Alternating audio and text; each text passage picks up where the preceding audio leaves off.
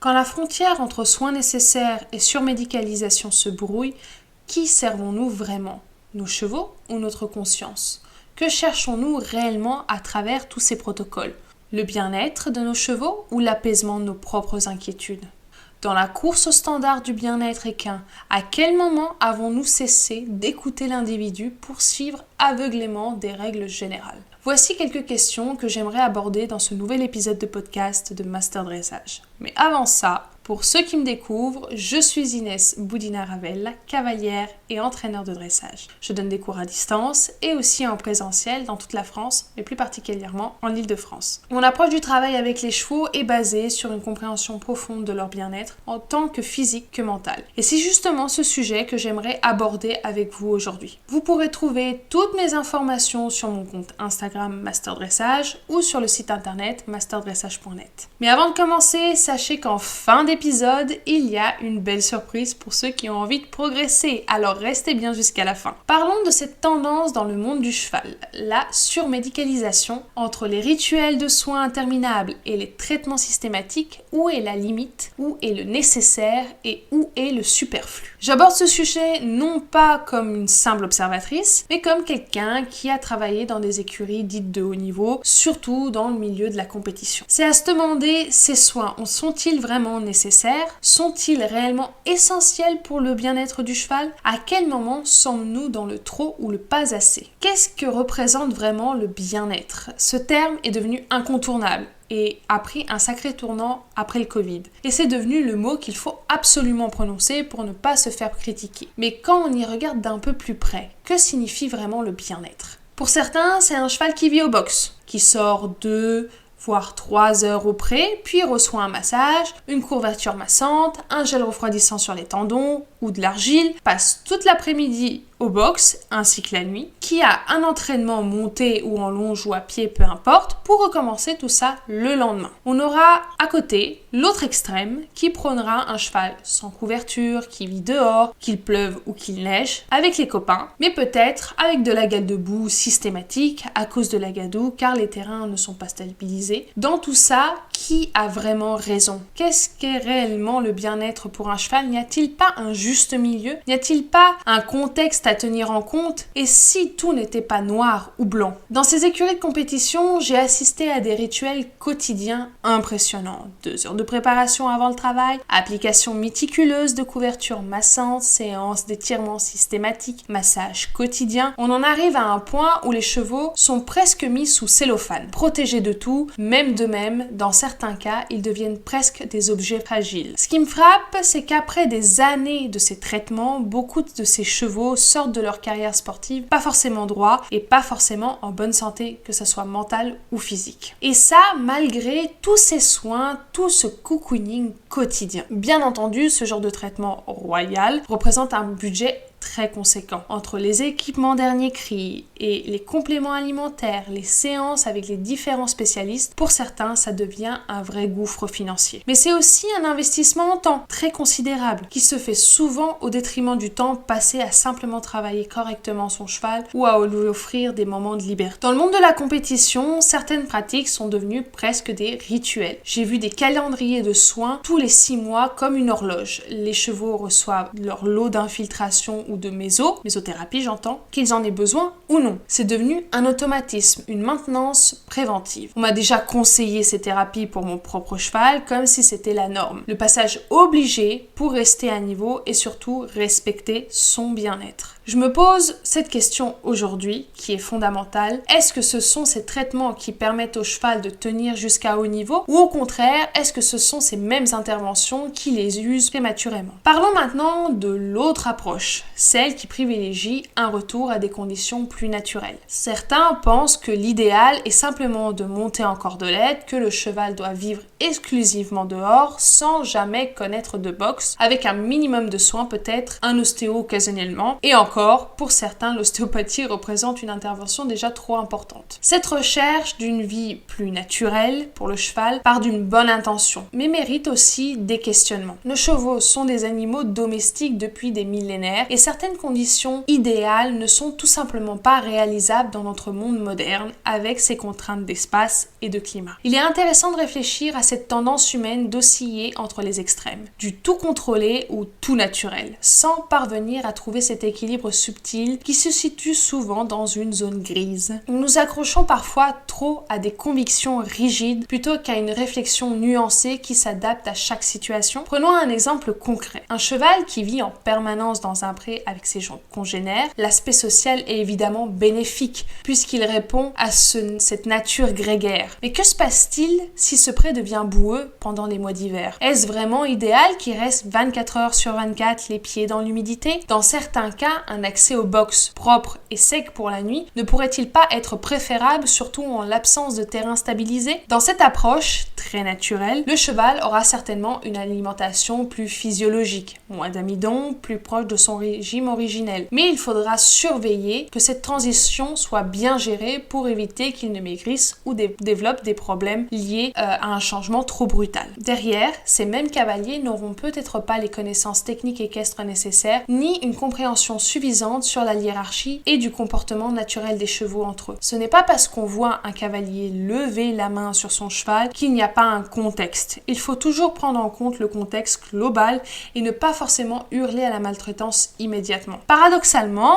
la véritable maltraitance peut être invisible et souvent pas là où on pourrait le croire. Un cheval qui n'a jamais de cadre, à qui on permet tout, peut développer des comportements dangereux pour lui-même et pour les autres. Il n'est pas parce qu'on a corrigé un cheval sur un comportement inapproprié qu'on est forcément quelqu'un de méchant ou de maltraitant. Là aussi, le terme bien-être est souvent mal interprété. Pour certains qui vont confondre amour et laxisme complet, un peu comme ce qui pourrait se passer avec un enfant. Cette extrême douceur peut nous mettre en danger quand le cheval devient incapable de rester à côté de nous sans envahir notre espace personnel. Quand on observe les chevaux dans leur hiérarchie naturelle, on remarque qu'il peut y avoir énormément de calme et d'harmonie. Mais si jamais l'un d'eux dépasse certaines limites, il va se faire corriger. Il y a d'abord les avertissements, puis la correction si nécessaire. Certaines personnes ont du mal à le voir et surtout à l'accepter dans leur propre relation avec leur cheval. Sans connaître le contexte, sans savoir qui se passe réellement, beaucoup vont porter un jugement hâtif. On tombe alors dans cette version extrême de douceur, cette notion de liberté mal comprise et même parfois dans l'idée de consentement appliqué aux chevaux. C'est un concept intéressant.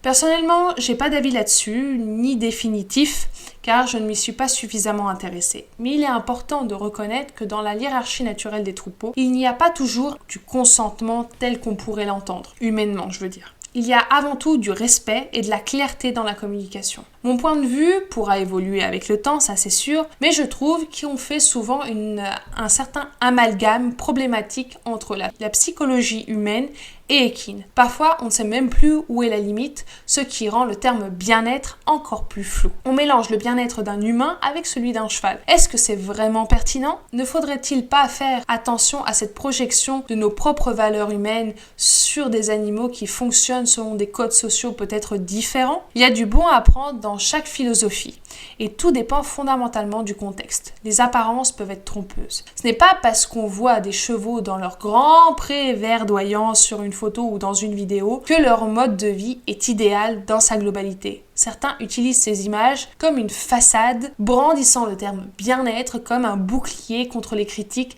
sans nécessairement appliquer une approche réellement équilibrée au quotidien. Idem pour certains instruments comme la cordelette qui fait grandement en ce moment. Attention, je répète, je n'ai rien contre cet outil qui n'a pas rêvé de monter son cheval comme un petit sioux. Mais c'est plutôt l'image qui en ressort, celle que certaines personnes utilisent pour se donner bonne conscience ou bonne image. Sommes-nous vraiment un bon cavalier si on monte en cordelette? Soyons honnêtes. Ce que je souhaite explorer dans cette zone de nuance où la véritable bien-être se trouve probablement ni dans l'extrême médicalisation, ni dans l'extrême naturalisme, mais dans une écoute attentive des besoins individuels de chaque cheval dans son contexte spécifique. Ce qui me frappe souvent, c'est le décalage. On voit des écuries avec des équipements de pointe, mais où les chevaux n'ont pas accès à l'essentiel, du foin à volonté, des sorties au pré, des interactions sociales.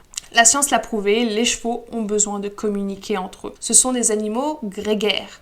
Pourtant, dans ces écuries haut de gamme, on les isole et je peux comprendre l'argument pour les étalons, mais pour les autres, le cheval athlète comme on le connaissait à une époque, qui avait son box mais sortait quelques heures au pré le matin, même ce modèle-là semble complètement dépassé aujourd'hui dans certains milieux. On s'éloigne des fondamentaux du bien-être équin. Il faut bien comprendre que la notion de bien-être est devenue un peu aussi fourre-tout. On utilise ce terme à toutes les sauces pour justifier des pratiques contradictoires. C'est pour son bien-être peut être servi d'argument aussi bien pour enfermer un cheval dans un box avec tous les gadgets high-tech que pour le laisser au pré sans aucun soin. Aujourd'hui, n'importe qui utilise ce terme pour se faire valoir, que ce soit pour de bonnes ou de mauvaises raisons. Certains l'adaptent simplement pour suivre la tendance, pour se protéger des critiques, ou même par conviction, pensant bien faire. Car il faut être honnête, il y a beaucoup de détraqueurs qui vont chercher la petite bête, même si parfois on fait comme on peut, avec les moyens qu'on a à disposition. Et surtout, la discipline du dressage se retrouve en danger à cause de ces détraqueurs et à un manque de nuances. Un aspect souvent négligé dans cette discussion, le bien-être de l'humain compte aussi pour le bien-être du cheval. Après tout, c'est l'humain qui est le soigneur. Et nos chevaux dépendent de nous. Un propriétaire épuisé, stressé ou financièrement à bout ne pourra pas offrir les meilleurs soins à son cheval, quelle que soit sa bonne volonté. Et c'est pareil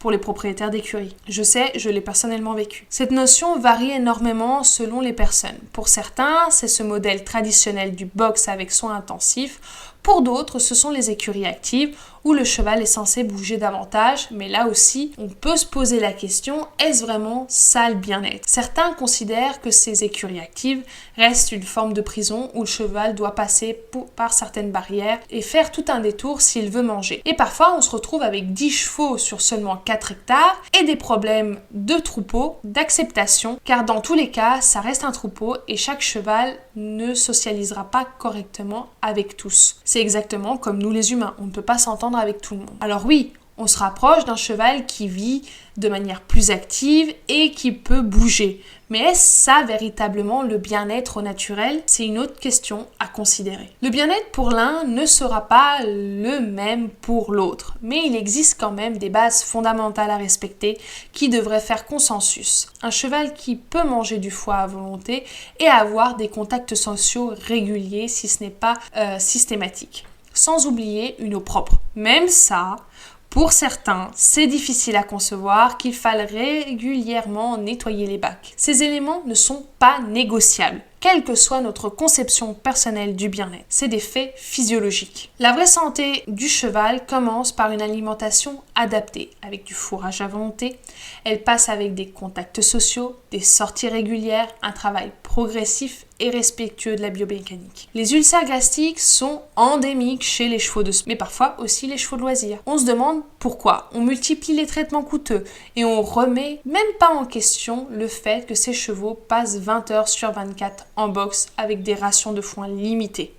Et attention, ça peut être un cheval au pré qui n'a pas accès à la nourriture de manière illimitée. Pourtant, le lien est évident. Ce qui complique les choses, c'est que la réalité est souvent loin d'être idéale. Prenons un exemple concret. On se dit, je pense bien faire, mon cheval passe la nuit au box et la journée au pré. Forcément, il va être bien. Mais si ce box, malgré le fait qu'il ait du foin à volonté, est un tas de fumier avec des champignons dedans, ce n'est évidemment pas une bonne chose. À l'inverse, je mets mon cheval dans un pré où il y a de la gadoue jusqu'au cou, mais là aussi il a du foin à volonté et en plus il a les congénères. Est-ce vraiment mieux? En attendant, avec cette gadoue, il risque d'avoir de la gale de boue et faire des infections, peut-être même des lymphingites. Et dans un box sale, les pieds risquent de pourrir à cause de l'ammoniac. C'est difficile de trouver l'écurie idéale, tout simplement parce qu'il y a l'aspect financier, l'aspect géographique, les contraintes de région et puis parfois l'intérêt tout simplement. Triste à dire, mais c'est vrai. On ne peut pas se permettre d'avoir 30 hectares pour 30 chevaux ou même moins de chevaux pour qu'il y ait suffisamment d'herbe et d'espace. On ne peut pas forcément passer à une écurie active car certaines structures sont là depuis très longtemps et changer un mode de fonctionnement ne se fait pas du jour au lendemain, même si on en a l'envie. Il faudrait tout raser et tout recommencer. Qui peut réellement se le permettre? Quand un système est mis en place, le temps de le changer peut être très long et très coûteux. Mais si par malheur on met une photo où le cheval est dans un environnement imparfait, on risque de se faire lyncher. Et c'est aussi pour ça que les gens utilisent le terme bien-être comme bouclier et que d'autres utilisent à tort et à travers alors qu'ils n'en ont vraiment pas la notion et seraient capables de shooter un cheval pour pouvoir le travailler. Le concept de bien-être est devenu un peu comme le body positive pour les humains. On y met vraiment n'importe quoi. Il faut toujours rester lucide. D'après moi, si on arrive dans un premier temps à respecter correctement la pyramide des soins du cheval, ça fera toute la différence. C'est d'abord qu'il puisse manger à volonté des aliments sains, avoir des contacts sociaux et après progressivement, de plus les moyens grandissent, plus on pourra offrir des soins plus qualitatifs comme par exemple des massages, de l'ostéopathie et toute autre possibilité. Prenons un exemple qui illustre cette confusion autour du bien-être. Pour certains, le bien-être du cheval sera de savoir monter en cordelette ou sans mors. Pour moi, personnellement, et c'est mon avis pour le moment, il peut parfaitement évoluer, mais monter en cordelette n'est pas nécessairement signe de bien-être, ou même monter sans mort. Ce n'est vraiment pas toujours synonyme de bien-être parce que certains cavaliers ne vont pas forcément respecter la biomécanique correcte du cheval, montant avec une tête en l'air ou peut-être même trop enfermé parfois, ce qui n'est pas forcément bénéfique. Et ça, même avec un licol. Pour moi, je préfère un cheval monté avec un filet bien ajusté, et attention, bien ajusté ne signifie pas serré ni trop lâche, mais juste suffisant pour que le cheval puisse avoir une bonne mastication. Avec une embouchure correctement choisie et un cheval qui est capable de s'allonger et de se rétrécir dans tout son corps et de se balader tranquillement dans la forêt, d'être capable de s'arrêter, de pas trépigner, pas stresser sans devenir un danger pour lui ou pour les autres. Ça, c'est davantage ma définition du bien-être que simplement monter en cordelette ou monter sans mort. Ce n'est pas de la surmédicalisation, mais c'est une autre façon de plaquer le terme bien-être sur des pratiques qui n'en sont pas vraiment. Parce que monter avec un acamor, c'est mettre une pression sur le nez, au lieu de le mettre dans la bouche comme un mort. Mais si on ne sait pas contrôler sa propre main et qu'on est en déséquilibre constant et qu'on est obligé de tirer pour s'arrêter, est-on vraiment dans le bien-être? Idem pour les éperons. Est-il pas mieux une jambe fixe avec des éperons et très peu de demandes qu'une jambe qui sollicite le cheval à chaque foulée en espérant garder le rythme et peut-être même mettre des grands coups de talon? Je ne fais pas l'apologie de l'éperon, c'est juste pour vous faire réfléchir. Le monde de la compétition est en train de changer progressivement. La preuve, on s'est retrouvé avec des cavaliers qui montaient sans éperon, des chevaux qui sont beaucoup plus ouverts dans leur attitude. Là aussi, comme pour une écurie, ça prend du temps. Le problème, c'est qu'on peut se demander si les détraqueurs ne sont pas aussi la raison pour laquelle on met énormément de temps à changer, tout en étant paradoxalement ceux qui permettent qu'il y ait du changement. La difficulté, c'est que parfois, la façon de dire les choses n'est pas prise en compte. Prenez l'hyperfection et tous ces sujets sensibles. Ils pourraient être abordés de manière plus pédagogique, mais les gens viennent souvent avec énormément d'agressivité et ça ralentit le processus. Et parfois, même si on veut le changement, il peut être difficile à obtenir. Est-ce que pour autant ça fait de ce cavalier qui a son cheval en hyperréflexion une mauvaise personne, alors que peut-être il passe son temps à chercher une solution sans succès? Là encore, il faut du contexte avant de crier à la maltraitance. Et le souci, c'est que certains, tellement pris par le désespoir, vous corrigent cette attitude, dégradant probablement autre chose. Car un changement d'attitude ne se fait pas en un claquement de doigts. C'est long. Et là aussi, il y a toujours le contexte. Vous pourrez regarder des vidéos de moi avec Fionnette, peut-être avec une attitude qui n'est pas appropriée. Ça n'empêche que derrière, je passais mon temps à essayer de la corriger. Et là aussi, vous n'étiez pas au courant du contexte. J'en reviens aux soins. Dans tout ça, je crois qu'il y a aussi un effet placebo puissant sur le cavalier. On a besoin de faire quelque chose. On a peur de ne pas faire assez. L'industrie du soin équin l'a bien compris et le marketing joue sur cette corde sensible. On achète la dernière couverture infrarouge ou l'appareil de vibration dernier cri et on se sent rassuré. On a l'impression d'être un propriétaire responsable et attentif. Mais est-ce vraiment ce dont notre cheval a besoin? Une autre question fondamentale, est-ce que le bien-être physique est automatiquement égal au bien-être psychologique? Il est essentiel de tenir compte des deux aspects. Ce n'est pas parce qu'on met tout en place pour que le physique et le physiologique soient bien que le psychologique va nécessairement suivre. J'ai vu des chevaux qui, oui, allaient au pré toute la journée, qui avaient des très bonnes rations de foin, mais c'était des boules de nerfs, des boules de stress, qui auraient eu besoin d'un travail sur certaines choses. Il y a des antécédents, des traumatismes parfois, des habitudes ancrées qui font que l'aspect psychologique ne s'améliore pas automatiquement avec des bonnes conditions de vie physique. Même à un certain âge, ces chevaux devenaient soit dangereux, soit juste insupportables à gérer pour l'être humain, et même pour eux-mêmes. La solution proposée, souvent de la phytothérapie, des herbes pour gérer ce stress. Mais ne faudrait-il pas plutôt travailler sur un travail à pied structuré? Là, on aurait vraiment été dans le bien-être complet. Prenons un exemple concret que j'ai personnellement vécu. Oui, le cheval sortait toute la journée au pré, mais que se faisait-il vraiment dans ce pré? Des allers-retours incessants, stressants. Donc, que ce soit dans le box ou dans le pré, il était toujours enfermé, d'une certaine manière. Enfermé dans sa tête, dans son anxiété. Et attention, c'est là que c'est paradoxal, pour certains, ce même cheval était monté en liberté, travaillé en liberté, avec un très très bon contrôle. Là aussi, il ne faut pas s'arrêter aux premières apparences. Ce qui m'amène à un autre point crucial. Si on prend un cheval qui a vécu toute sa vie au box et qu'on le met brutalement dans un pré, on risque de le perdre, littéralement. Ce cheval va perdre ses repères, peut paniquer, se blesser. On ne peut pas simplement crier au bien-être et dire à tout le monde que maintenant c'est fini, on ne peut plus fonctionner comme avant. Il y a des chevaux derrière, des chevaux qui ont eu des habitudes, des manières d'être spécifiques. Ils ont besoin d'apprendre d'abord à sociabiliser, pour ceux qui n'ont jamais appris, donc apprendre les codes d'une communauté équine, d'un troupeau. Pareil pour vivre dehors, revivre avec la météo et un apprentissage. Certains chevaux ont vécu avec une couverture toute leur vie. Si du jour au lendemain, on leur enlève la couette en hiver, leur métabolisme doit s'habituer progressivement à ce changement. Tout cela doit se faire de manière progressive. Et même, il faut reconnaître que pour certains qui, oui, ont vécu d'une certaine manière toute leur vie, ne pourront pas et ne réussiront pas à s'adapter complètement à ce nouveau mode de vie. Je ne nie pas que certains soins fonctionnent réellement. Et je ne nie pas plus que le temps passé avec son cheval, peu importe l'activité, est bénéfique pour la relation. Mais il faut savoir faire la différence entre un soin qui guérit et un soin qui camoufle. Entre un traitement qui répare et un traitement qui permet juste de continuer à solliciter un cheval qui aurait besoin de repos. J'aimerais vous parler de mes deux chevaux qui illustrent parfaitement ce propos. D'un côté, j'ai eu un cheval qui a fait des internationaux, les jeunes cavaliers, qui a fait aussi les juniors, et ça avec une autre cavalière. Il a reçu tous les traitements de pointe. Infiltration régulière, mésothérapie tous les 6 mois, le pactage complet et recommandé surtout par les vétérinaires et les entraîneurs. Derrière,